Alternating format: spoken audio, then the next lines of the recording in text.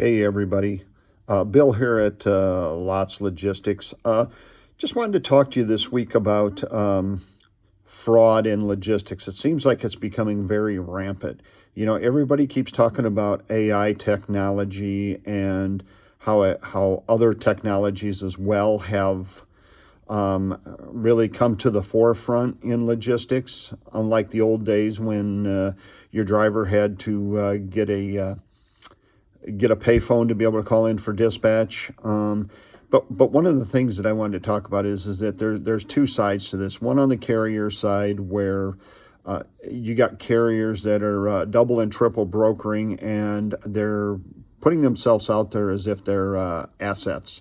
And we're finding out from time to time that that's not the case. And then the actual carrier that does the load coming back and saying, "Hey, I never got paid," or stuff like that. And the carrier, quote unquote, the carrier that booked it is the one that has gotten paid. And so then we're having to go back and trying to recoup that money. I know there's other people out there that are doing the same thing, and you got to take care of that original carrier as well. So there's a lot, no matter how much, what load boards or search engines that you do to verify carriers, sometimes they have a good way of masking that. And all we can do is do our due diligence with our websites and making sure to do follow-up calls to make sure that that carrier is who they say they are and that the contact actually works for that company, because it could end up,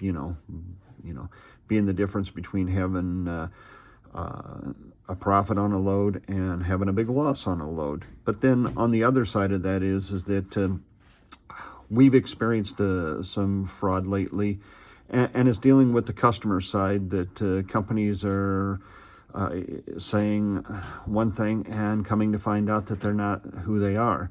And we're trying our best with the processes that we've had in place of vetting customers with credit reports, getting credit apps and the like back from the customer.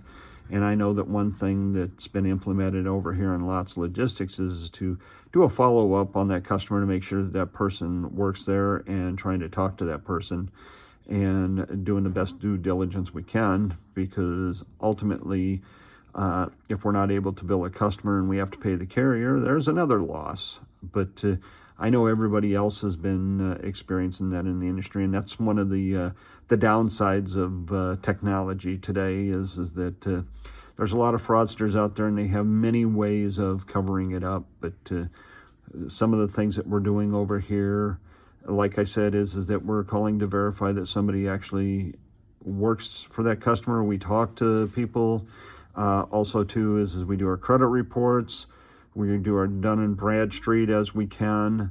And when we find out that, we have an incident where somebody is not exactly the customer that they say they would do, you can have the biggest legal department in the world, but that doesn't solve the issue of the fraud that goes on. And so, it's just a matter of taking those extra steps to put the human touch to things, that don't just rely upon technology with emails and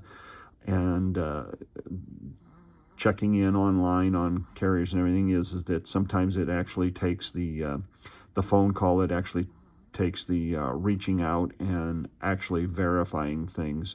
Something that seems to be getting lost these days in logistics is that everybody wants to email, and everybody wants to connect on this app or that app, and hard to get people to talk to person to person on the phone. And so, like I said, I know everybody's dealing with this, but it's just something that we have to be more doing our due diligence, whether it's carriers or customers, so that way to avoid the fraud.